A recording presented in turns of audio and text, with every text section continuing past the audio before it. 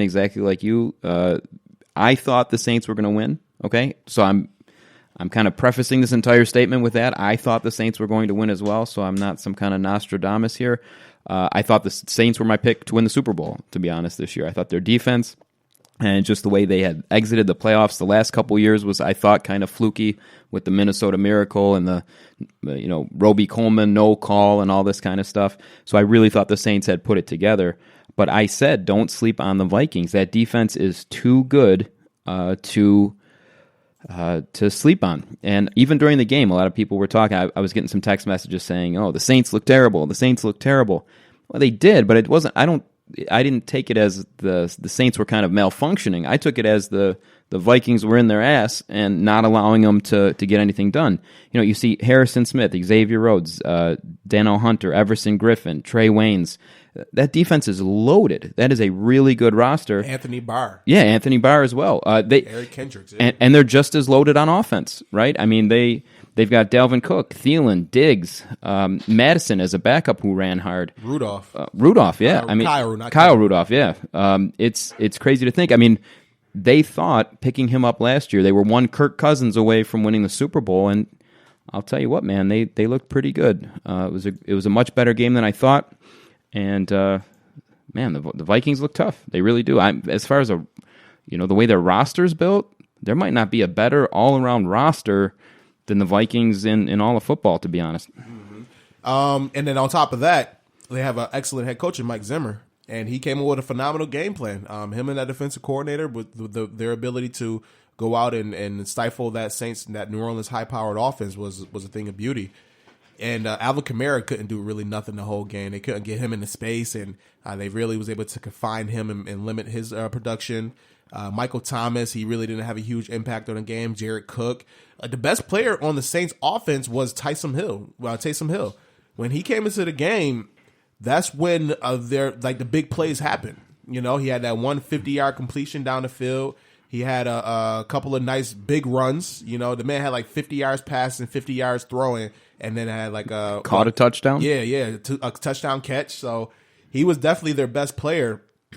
But when your gadget player has to be basically your primary option on offense, that's probably not a good thing. You want him to come in and give a little spark to the offense, and definitely maybe throw a little different look at you, but it got to the point where there's kind of just relying on him to go out and move the chains, like move the ball, make big plays. Yeah. So, shout out to that coaching staff in Minnesota. Shout out to Mike Zimmer, and shout out to that defense. That defense, they was getting after Breeze all game, and they was able to get a lot of licks on him too. So, I'm very interested to see what happens with Taysom Hill's future, because I think any coach that were to pick him up as their number one guy, I think, is making a mistake.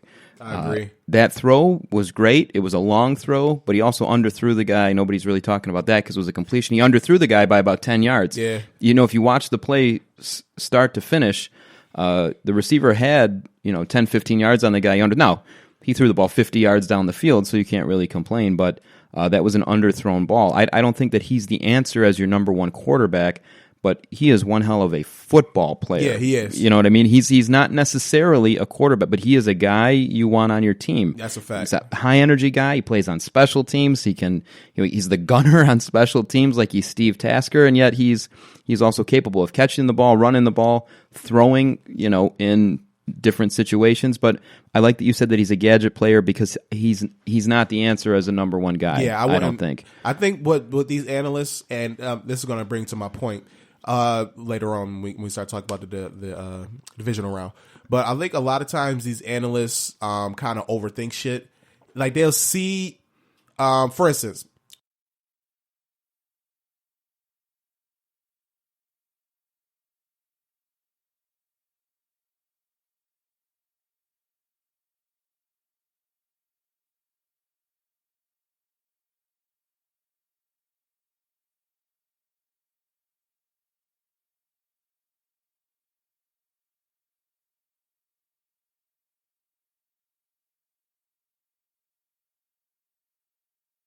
like you said, he's a person that you definitely want on your team, but that's not a person I think you can build an offense around and be be able to succeed in this league and advance far into the playoffs and potentially win a Super Bowl with, Yeah, and what I see from it is he will not have that kind of sustained success in there on every single down. Right. I think because he's running gadget style plays and because he's, running some different style things that teams probably aren't game planning for. What are you game planning for these days, 2019, now 2020, when you're game planning for Drew Brees? This is not the Drew Brees that's going to be, airing out long ones to Devery Henderson, back in... Ooh, that's a name. That's a name right there.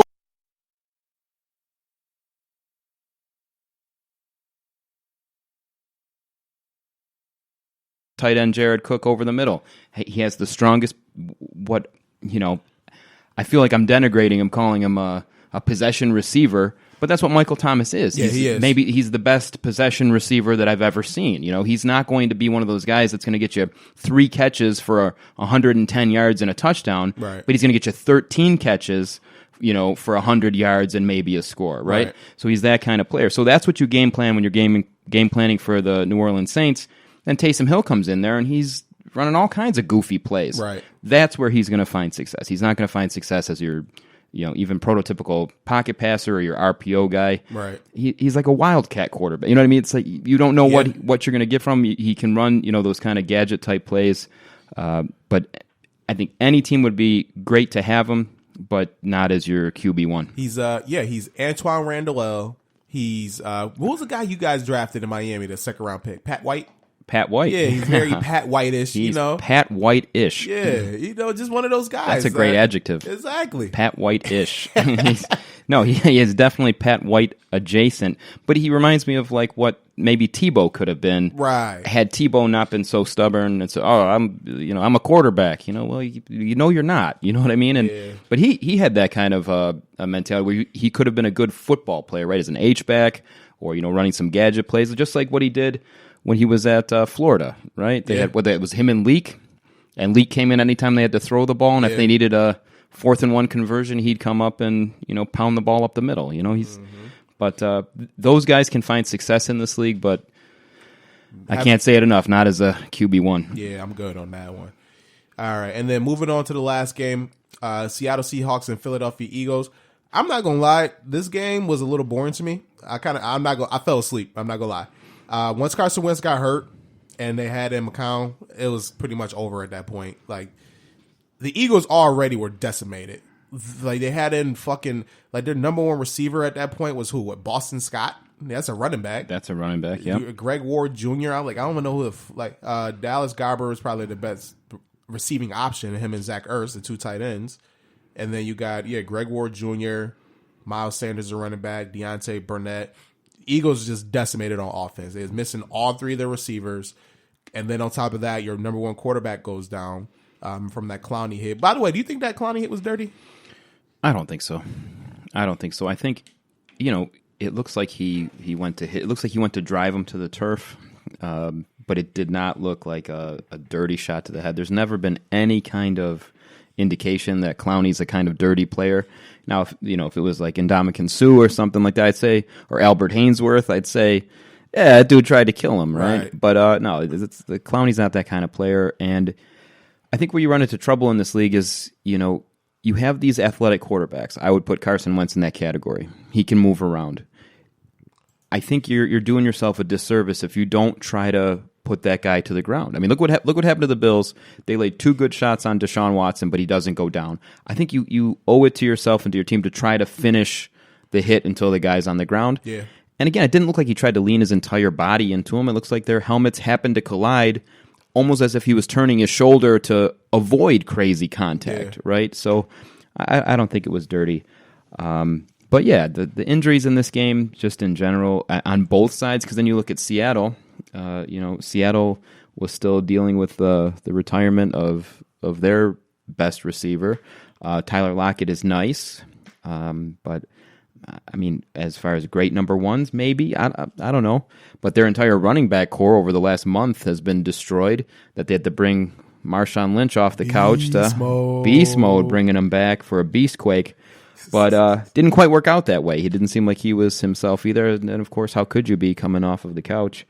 But what did he end up with? Yeah, Beast Mode has 6 carries for 7 yards and a touchdown. Yeah, 6 carries for 7 yards. And I think it was, believe it or not, even worse for Robert Turbin, who they brought out of, No, it was Travis Homer.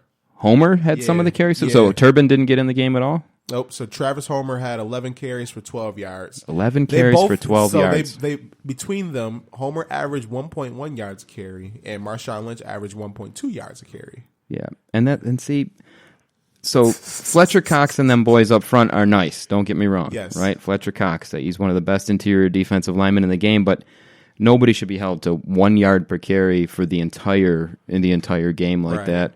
And that was after, if I'm not mistaken, there was like a 12-yard touchdown run or something, right? Or a 6-yard, 7-yard touchdown run. So the rest of his carries for the day got him negative yardage. I mean, that's just brutal. And I think it was just the reason it might have been so boring is when you have those kind of injuries on both sides of the ball. It's tough to have an entertaining game, I think. Yeah, the Marshawn Lynch thing is entertaining as shit. Everybody loves Marshawn, man. You get to throw Skittles at somebody again, and he's a very cool dude, and it's cool seeing him score the touchdown and give people all the handshakes and shit like that. But and hopefully next round we get like one of those Beastquake runs that epitomizes. By the way, a couple of days ago was the anniversary of the very first Beastquake against New Orleans. Okay. Until this day, that's still the greatest. Yeah, one of the best runs. That's like the greatest run in my opinion of all time. Yeah, it was awesome. But yeah, man, it's just Russell Wilson is the Seahawks. Like, he is that offense. He is that team. And he got it done. I mean, Philadelphia, obviously, Josh McCown, the dude is fucking 40 years old as well, and he's not going to be able to do much himself. He played as well as he could. The man said he left it all on the field. But, even with that and then a bunch of practice squad receivers and then really not be able to do too much there. I'll tell you what, he looked pretty spry for what is he, 56? How old did you say he was? He's about a good 70. Yeah, 70 years old. So he's ready to collect those fat Social Security checks. But no, he actually looked kind of spry, right? You know what I'm saying? He danced around in the pocket a little bit. He got to the outside edge and gained some yards. Like, he kind of did his thing a little bit. And I'm not saying Wentz wouldn't have done them better, because of course he would have. But I don't know that they lost because of the loss of Carson Wentz. I really don't. I think it's the rest of the offense was kind of, like you said, just decimated. And I think Russell Wilson might have pulled that game out anyway. I agree with you 100% there. However, I think if Carson Wentz was healthy for the full game, maybe it definitely would have given the Eagles a better chance to win. Better positioning to get the win, but right.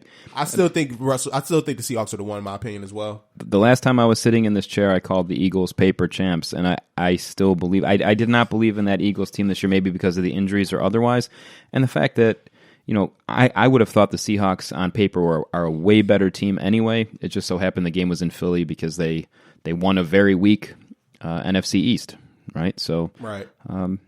Yeah, I think that says that. And as long as your quarterback's Russell Wilson, your team has a chance. And real quick, I want to give a shout out to DK Metcalf, because he had a phenomenal game. Yeah, he really did. 160 yards and a touchdown. He was a man against that Eagles secondary. They had no answer for that brother. Yeah, for a guy who came in as just a big athletic project, I mean, he's really turned into what could be a number one receiver moving into the future. He looked awesome. Yeah. He really did. He continued to polish it up, and then you got one of the best quarterbacks in the league throwing you the ball. He can definitely be a legitimate dominant threat at receiver, and as long as he can stay healthy too, because he had some health issues in college. And also defensively, the Seahawks defense just shut down the Eagles offense. Like, they couldn't do shit. So if we're doing shout-outs, you got to give one to Bobby Wagner. Yeah, Bobby Wagner. Guy led the league in tackles again, and he shows why he's probably the best middle linebacker all around that I've seen. Man, last 5-6 years, since Patrick Willis. Yeah, he's really good, man. He's just such a smart player. He can cover a little bit. He can plug gaps. I mean, he's just awesome. Yeah, having that middle linebacker is one of those positions where I kind of think it doesn't get as much shine as it did back when, like, the Ray Lewis, Brian Urlacher days. But it's like that's usually that player that just gets everybody lined up on defense, and he's usually that guy's making the runs, stopping the run there for you. And then also you got to have him play pass coverage as well. They got to be able to guard them tight ends. And like you said, he does it all. Well, side note on that, I mean, normally the guys that are getting attention on defense are those edge rushers that are getting sacks, and those cornerbacks that are either locking down a good receiver or making interceptions, right? Things like that. So it's hard, just that guy that's out there